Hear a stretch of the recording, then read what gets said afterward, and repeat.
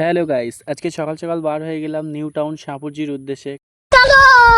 আজকে আমাদের বিয়ে বাড়ির শ্যুট আছে, তাই জন্য বার হয়ে পড়লাম সকাল সকাল। আচ্ছা বন্ধুরা, তোমরা এই প্রজেক্টটাকে কে কে চেনো কমেন্ট বক্সে জানিও।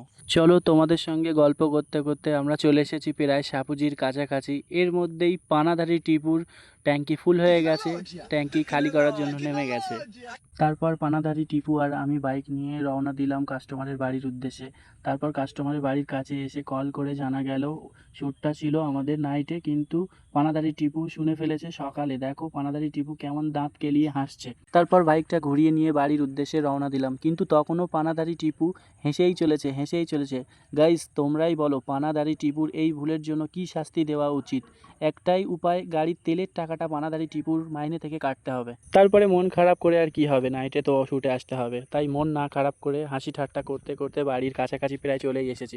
চলো গাইস, দেখা হচ্ছে নেক্সট ভিডিওয়ে।